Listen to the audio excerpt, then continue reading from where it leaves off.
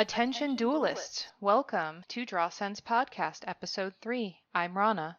I'm HR Forges.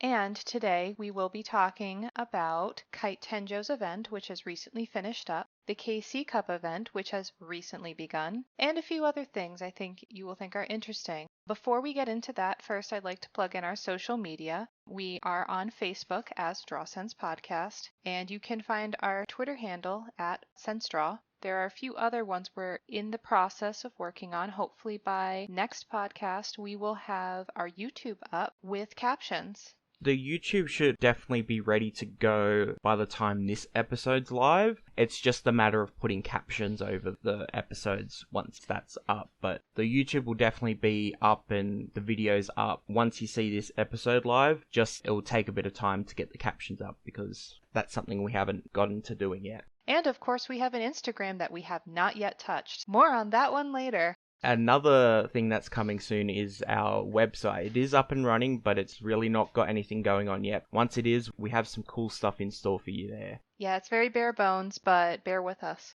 On to the meat. What I've been up to, I'll start with, and then I'll hand it off to HR Forges. So I've been hanging out in Zexal, going up in the stages since I'm there, leveling up, of course, Kite Tenjo, and really fascinating event I want to get into a little bit later. Title acquisition, cards, etc., usual completionist stuff for me. I finished getting Leo to level 30 because I can't stand to let that haunt me, unlocking and leveling up Luna, selection boxes, getting into those. Half price pack sales, of course, and also the KC Cup event. I've only got up to dual level 5 because I'm really not as big into the PvP as HR Forges is, but I have been at least doing a little bit of that. I was a bit disappointed because I misread the KC Cup and I thought it was based on the December PvP rankings. I'm like, oh, cool, because I hit King of Game there, so I thought, yeah, I don't have to grind up to Duelist level max. But no, I only, in air quotes, start as level 10. I haven't really done too much in Duel Links in the past week. I've really just been keeping my ear to the ground for any news or update and getting excited over a few things. Though with the KC Cup, I am making an effort to get the 2 new cards that they put into like the packs like you get for the daily rewards. Just because one's an alternate art and I am a sucker for alternate art. Who isn't? Yeah, exactly.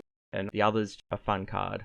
So on to the news, segueing in. Let's first wrap up the Kite Tenjo event, which wrapped up earlier this week, and talk about that. I personally thought that was a very fascinating event. There were a lot of things they did a bit differently this time around, and I hope that Konami makes that a habit. For example, while you were leveling up, you got great cards right in the first 10 to 20 levels. By level 20, with the event cards, plus maybe a couple of gems thrown at the latest mini box we talked about in last episode, I had a full Galaxy Eyes deck for Kite Tenjo.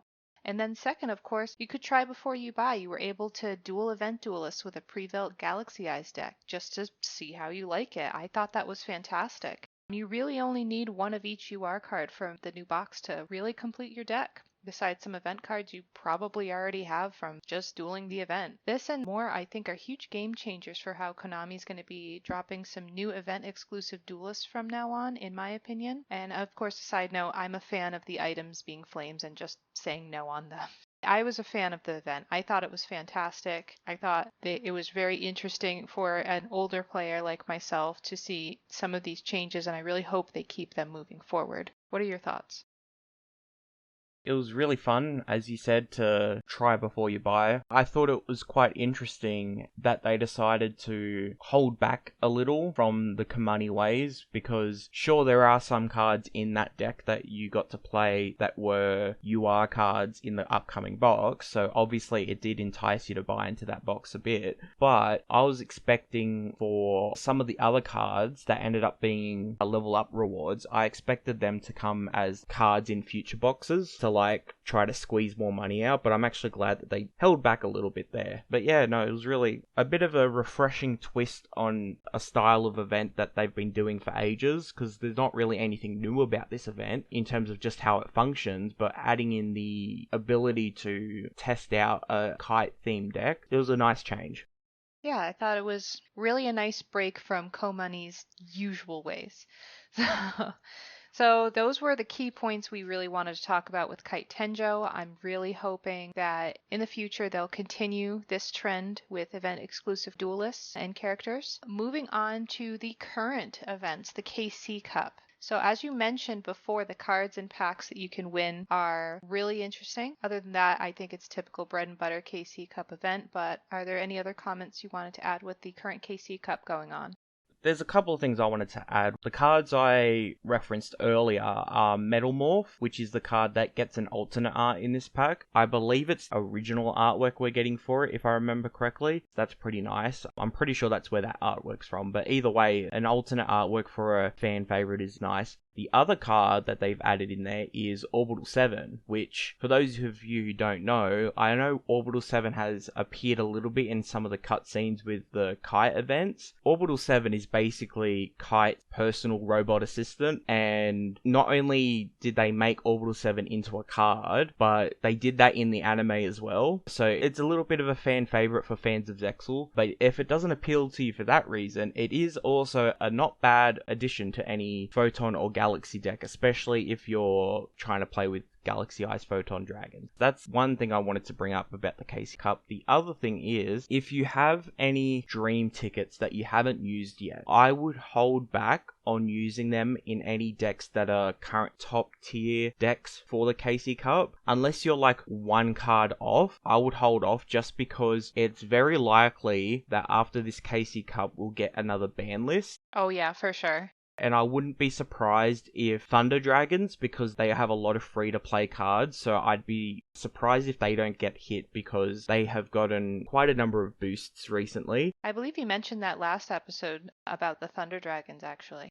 Yeah, the other deck I would watch out for is Noble Knights, though I suspect if they're going to hit Noble Knights at all, they're going to hit the skill balance again, but they could still hit the actual deck itself. I just don't know how without totally ruining it, so I would watch out for those two. I think most other decks are pretty safe to play. Outside of those two, I would hold off on spending your tickets on those two. That's really good advice, actually, and I didn't think about it until you mentioned it. Konami typically tends to put out a new ban list every time there's a KC Cup because they tend to see which decks are most disruptive to the current meta and tend to act accordingly. They get a lot of information, not just on what's being played a lot, but also what's causing the most amount of quick surrenders. They usually find that if there's a deck where people just surrender as soon as they see it, that you're playing that deck deck is viewed as toxic or bad for the meta, because obviously if people are quitting early, they're going to get frustrated with the game, they're more likely to quit or to stop giving Konami money, so they have an incentive to remove those more toxic strategies. The KC Cup gives them a very good playing ground for that, because in the KC Cup most people are going to be playing either their best deck or one of their best decks, and not a lot of cheesy strategies are going to be played, because a lot of cheesy strategies don't have a high win rate, but when they go off they're kind of funny to go off and can be a bit toxic. But because they don't have a high win rate, most people aren't going to play them, so their information and their data isn't as corrupted or diluted from those decks. That's usually why they do it after a KC Cup. Also, the other reason is if they did it before a KC Cup, they might be unintentionally creating a toxic meta. They do a lot of playtesting with the ban list, but sometimes a ban list will happen and Konami won't realize that a certain interaction means that because of that ban list, there's this other deck that's like insanely over the top toxic, and then they have to do another ban list to fix it. They don't want to have that situation possibly arise right before a KC Cup, so that's another reason why. These are really great points. Takeaways from what HR Forges just said: save your UR tickets unless you're maybe one away from creating the ultimate KC Cup deck, because likely ban lists are coming. Good advice. Moving forward, I believe that you have some news about a few leaked cards in the game data. Yes, Would you care to take the floor? I would very much care to. So, So there's a lot of interesting things, and I think I've looked into it a little bit. We're getting a lot of T.G. cards, or otherwise better known as TG cards, and they're an archetype that's from the anime, from the Synchro era, and I wasn't sure if it came from a character or not, because I only really remember the big points from the 5D's anime. So I looked into it. There is a character that is, I think, important enough to warrant a character slot, and because there is a lot of TG cards in here, I'm thinking we already do know in one of the in-game announcements that we're getting another synchro-based character later this month. We are definitely getting a character, we just don't know who yet. And the quote, I don't recognize the quote. I suspect we might be getting a TG character just because of the number of TG cards leaked. That being said, it is also possible that we get him in a box instead, but I'm thinking because Konami's sort of trying to push the XE's mechanic a lot, I think the TG cards are almost certainly coming in the form of a character, and I would not like to be proven wrong about that. But wait. I'm about to prove you wrong about that. Okay. You mentioned there was a quote. Yeah. That leads me to believe usually Konami loves to drop a little teaser quote before they drop a new character. What's the quote? This is the power beyond Synchro. Hmm. So it's very vague, you know what I mean? Like, usually we can tell by the quote. Usually the quote, like, has something that is very telling of the character, but this is the power beyond Synchro. I mean, most characters in the 5D's anime are trying to go further beyond. Over 9,000. Exactly. Like, that's the entire point of that anime, and then someone goes so far beyond that they start making negative synchros. So, like, that's not even a joke. It's such a vague quote. All of the characters they've released for 5D so far have been very memorable characters. They've been very main characters. And so their quotes have been very, like, you read it and you go, oh, that's almost certainly this character. And we've been given those quotes for all those characters. This one's quite a vague one. And so that makes me think it is going to be a character that's not quite a main character, but is still important enough to warrant the slot. And again, I think it's a bit too early to be seeing box leaks for entire groups of cards. And because all these TG cards were leaked at the same time, I do think they're going to be in an event. It's just whether or not it's going to be in this new characters event, or if it's going to be a event where the NPCs are using this card. So I'm kind of putting my money on it being the new character. Interesting, because at the beginning of this, you said that you thought it was going to be a new box. I did I? You did. You did. Yeah. So I did, in fact, change your mind. There are cards definitely in here, because there's more than just the TG cards that lead me to believe they're going to be in a new box. There's a few Xyz cards that make me think that, and then there's a couple of Shark cards as well. I do think that there's some new box stuff here, but I think the TG stuff, almost all of it should be in this character, I think. You know what? I think we're just going to say the jury's out on whether it's a new box or a new character, and we'll be just as surprised as you are when we find out. It is hard to say either way, because there are 3 UR cards and 3 SR cards for the TGs, and then a bunch of normal and rares that are being in this league. So it's kind of hard to tell either way. It says late February, so we'll just have to wait until later this month. Interesting. I'm really interested to see if it's going to be a new character or a new box, personally. Well, we definitely know we're getting a new character. That's the only reason why. We know we're getting a new character? Yeah, because it's in the in-game news. Right at the bottom of February news. But you don't know if this particular leak is related to this new character or not. Yeah, I don't know for sure. I just think timing-wise. A lot of speculation there, especially between the two of us. Oh, yeah. We have no idea. It's very rare that leaks come with less speculation than that, so I'm just excited overall. We're just generally excited, yes. Why don't we use this opportunity to segue into talking about a couple of things since we're in KC Cup mode, some things about the game and about dueling itself that you might overlook as a newer player. So we try in this podcast to have a section for newer players to encourage better duels overall for both newer players and older players. For people who are used to the card game or to the Duel Links meta, we think it's really important to kind of just give tidbits of advice so that way we all can just have better duels. Why don't I give the opportunity to you to give you your advice, because yours is a little more relevant to the KC Cup, whereas mine's just more relevant to the RPG kind of section of playing the game. I think our dynamic is such that this section will always be a mixture of how to play Duel Links better and how to get better as a duelist. It's always going to be a mixture of that. So what I wanted to talk about today, it's something that's going to improve your win rate tremendously, but it's something a lot of people not only overlook, but they also scoff at and just reject outright. So we're going to explain it a bit, and hopefully you can learn to understand why this works. What it is limiting your deck size to the least amount of cards as possible.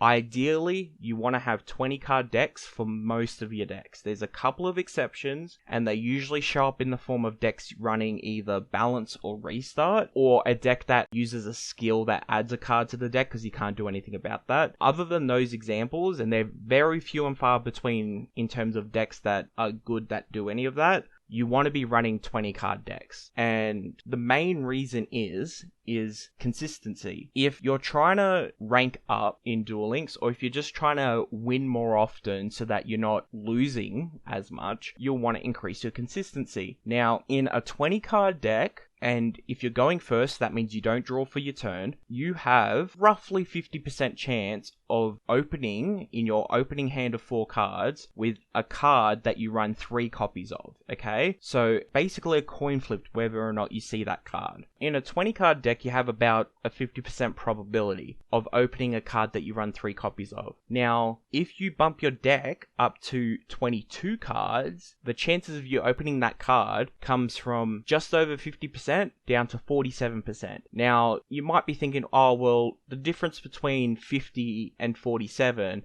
it's only 3%. That's not going to pop up all the time. And you'll be right. Over a large portion of games, if you do the math, say in 100 games, you're only going to lose a couple of games more. But the problem comes in, if you're trying to win more often, you want to take every single percent increase possible. That 47 is going to lose you games every now and again. Not often, but every now and again you're going to lose a game just because you didn't have the cards you need. And at the end of the day, you want your deck to be built around only the cards you need to win. You don't want to play any other cards other than that. Really good duelist runs into the problem of having the core cards they need to win and then still need to put more cards in because they need to have a minimum of 20. I always run into that problem where I've got only the cards I need to win in the deck, but I still need to put in like 4 to 5 more cards because you need a 20 card deck. That's where that mindset comes from, is because you're trying to minimize the amount of cards that aren't going towards your win condition. And the win condition is all that matters in your deck. Everything else might as well just be a nothing card. This is one of the biggest rookie mistakes that you can make as a duelist, quite frankly. I know that when I began playing, my very first days of playing the game, I had this mentality of risk versus reward. I felt that if I stacked my deck up to the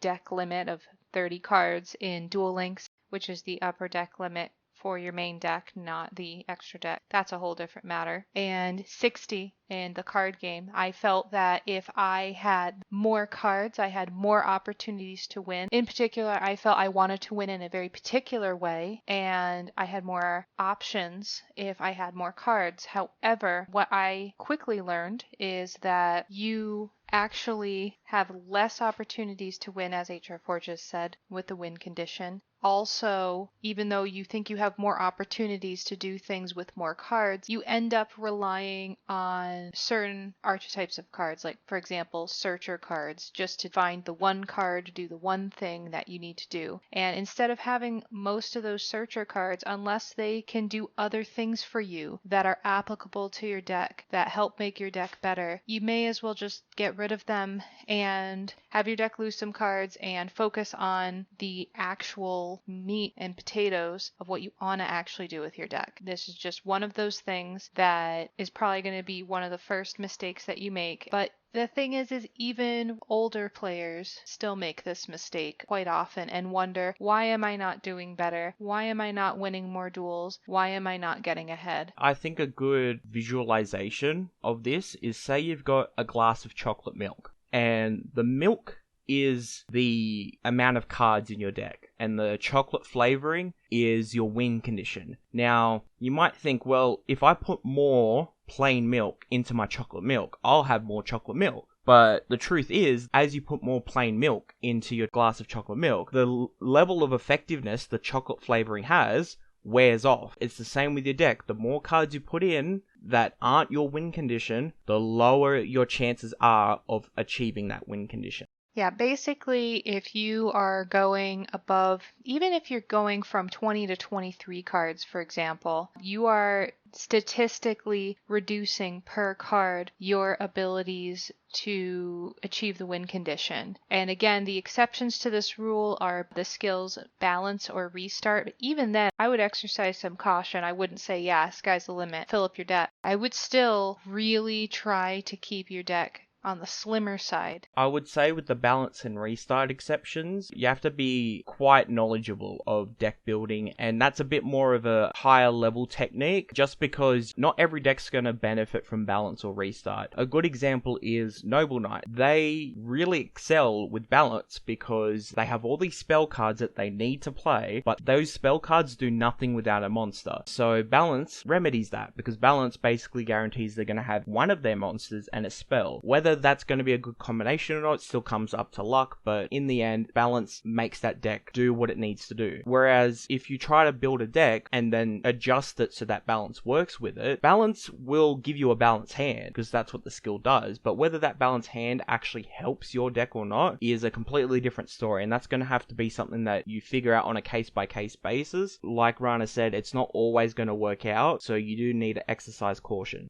These are really great tips to keep in mind for building decks for the KC Cup, especially if you're really trying to get into the second stage. Now, going on to some of the tips for playing Duel Links itself, irrespective of the KC Cup. I personally, the way I play Duel Links, I focus on the RPG aspects as well as the PvP aspects. HR Forges, as we've mentioned before, focuses more on the PvP as opposed to the RPG aspects. So for comparison, on my side, I'm at stage 60 in DM. I'm close to stage 30 in most of the other ones, which is the limit of the other worlds. I have all of my characters either maxed out or at least past level 30, including the event exclusive characters. I have most of the cards for most of the events. However, I don't focus as much on the PvP aspect as I probably should. And on the reverse, HR Forges hitting king of games left and right. No. I'm That gonna was say one it. time. That was one time. It was more than me. Yeah, no, you're right. I'll let you continue. HR Forges is hitting King of Games far more than I am, which is greater than 0. However, in terms of the in-game, still is not really. I do the bare minimum. They do the absolute bare minimum just to be able to participate in events. I do the bare minimum for events. If there's ever a card in an event where I see I might play it, I'll go after it. But if I ever see a card, I'm like, I'm never going to use that. Not even for an event. I just don't worry about it. Same goes for character level ups. Unless I need gems or unless I need a specific card, I don't worry too much about any of that. In fact, the only characters that I've gotten super high level up on purpose are Kaiba and Bandit Keith, and they'll both for specific cards. Everyone else has just gotten high level from the high amount of PvP games I've played, and just naturally over time.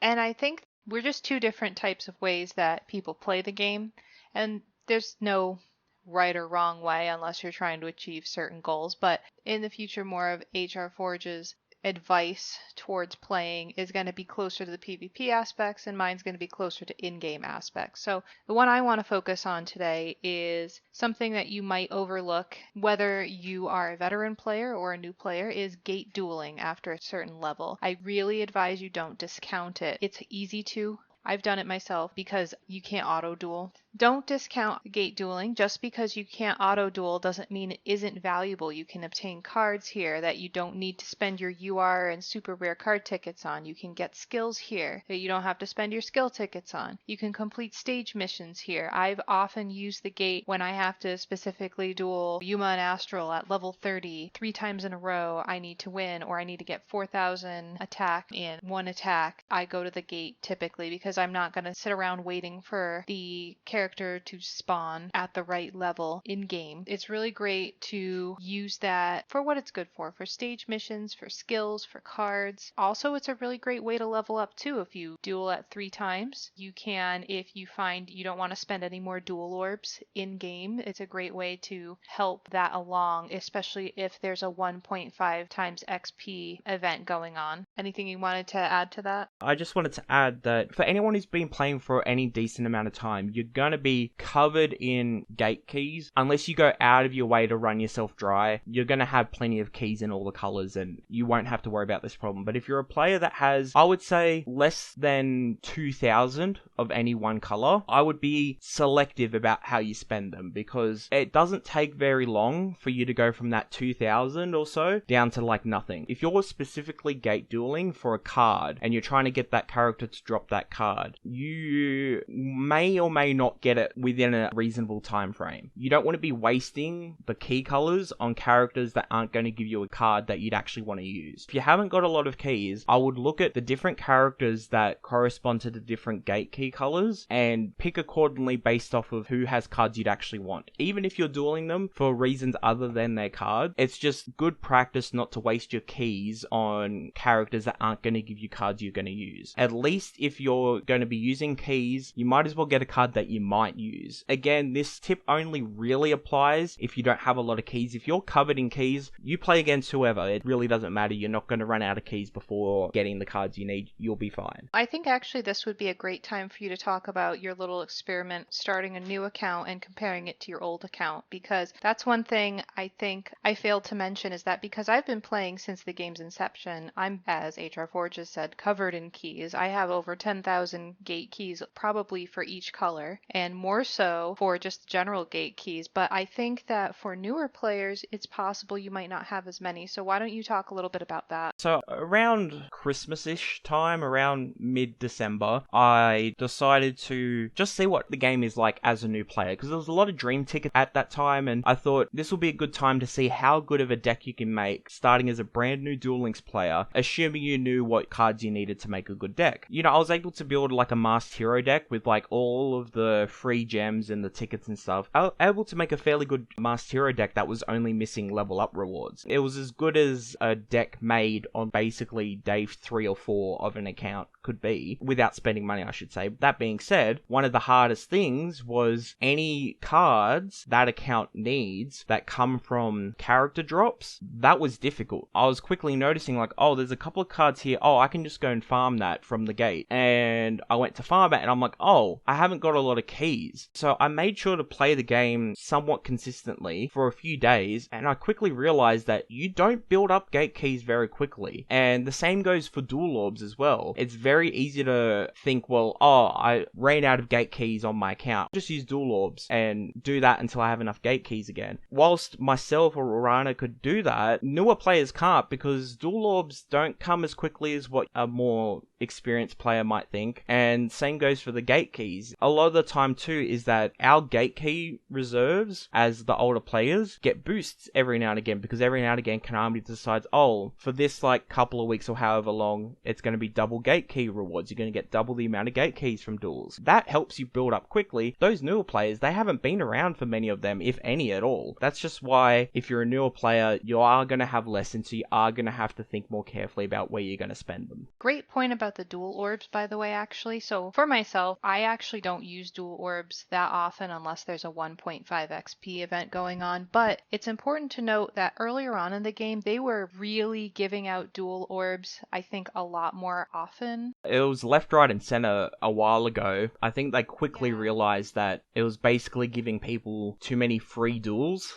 so to speak. Yeah, giving money away. It was sort of eliminating those EXP vagrants you can buy, or like those infinite standard duelists you can buy. It was sort of negating that, so they slowed it down a lot. And for reference, about 3 months ago, I had over 1,000 dual orbs, and I've now got about 600-700. They do go kind of quickly. I have about 1,400 at any given time. I think right now I have closer to 1,300 only because I typically spend 50 to 100 if there's an XP event going on, but that's just me. I really don't use them because I kind of just play off and on throughout the day and just let the standard duelists just kind of respawn on their own. So I'm very frugal. We have different ways of playing the game because you sort of, like you said, you come in and out throughout the day. I sort of like to dedicate a block of time to the game and not touch it outside of that time period. So for me, I'm going to run out of the standard duelists. They will respawn during that block of time, but I won't get the same amount of duels as Rana will if I'm not using dual orbs because I'm only going to be there for that period of time and they've only got so much time to respawn. That's probably why my orb usage is so high. I think that's important to acknowledge that it's definitely different for newer players than it was for people who've been playing pretty much since the beginning of the game. A lot of things have changed since the beginning, and we'll also kind of touch upon that in each podcast as well, kind of comparing newer players and what they're dealing with versus older players and what they're dealing with. And definitely older players have some advantages in terms of being grandfathered in with having more dual orbs, for example, or they were definitely kind of handing out more gems as well. I remember almost every time that they sent out an update, they sent out like apology gems because, it went over. So almost every time there was an update, you got 500 gems. And then on top of that, you got gems for every new box they put out. It really is a little different these days now. I think Konami's learned to be a little more frugal with certain items. I think the biggest changes in regards to gems goes is the duelists at the gate used to drop more gems and more often. And so nowadays, they're going to rarely drop them, and when they do, it's going to be like 2. But they used to be able to drop like 10, 15, sometimes 20 on the higher ends, and drop a decent amount more often than now. But it's a free game, so you can't really fault them too much. It's definitely very interesting to see how the game has evolved over time. And like I said before, the most interesting one most recently was with Kite Tenjo's event and how they kind of allowed you to try the deck before you even got the potential event exclusive duelist. And also you basically had a deck ready to go that was fairly decent by even before you got to level 30. It's fairly interesting to me, at least, how the game evolves over time. And I think it's important to acknowledge Duel Links history. So yeah, we'll be talking about that in each podcast as well. But to wrap up, probably next week, by then, we will be talking more about the KC Cup. Hopefully we'll have a new event coming up. I think that you said, HR Forges, that there's an event that's coming up soon, right? So we are going to get the return of Colin. So if you haven't got the Cowboy Colin yet, you can get him again. And also, if you didn't get the skill from his last event, you can also get that there. Other than that, the only other key event that we're waiting on is the one at the end of the month with the new assuming 5D's character. So hopefully next week we'll have a little bit more information on that and Colin's Cowboy event, Cowboy Colin. Hopefully our fellow duelists out there listening will be well on their way to stage 2 and possibly even to getting an invite to Worlds. That would be really exciting. The key problem with how it works is that you essentially have to play 24/7 for a 4-day period in stage 2 just to even have a chance of qualifying. Let's not discourage our listeners. What I'm saying is if you don't make it, don't feel bad. The reason why you have to play so much is because so many people want it. And so because of that, you do have to play a lot to get the points to get up to that level. The ability to get it. It's very easy to be good enough to get to enough points. But because so many people are trying to get it and only one person from each region gets an invite, don't feel discouraged if you don't. That's the only reason I wanted to bring that up. Don't feel discouraged if you don't, but don't also not try either, because there's so many great items and gems that you could be getting right now. At the very minimum, aim for getting all the items, even if you don't generally enjoy PvP. If I remember correctly, getting to duelist level max, you get a total of 1,000 gems from 1 to max. Pretty good. And then you get a bunch of skill tickets and stuff. And then in stage 2, there's still going to be more rewards. So at the very minimum, do it for the rewards, 100%. Do it for the rewards. Do your best to get to stage 2. But if you don't get to stage 2, at least try to duel 4 times a day in PvP, even if you don't win. Get those orbital 7s. Get those alternate art metal morphs. I believe in you, listeners. We believe in you, duelists. All right, we'll take this opportunity to wrap up and we will see you next week. Thank you for listening. Goodbye. Bye.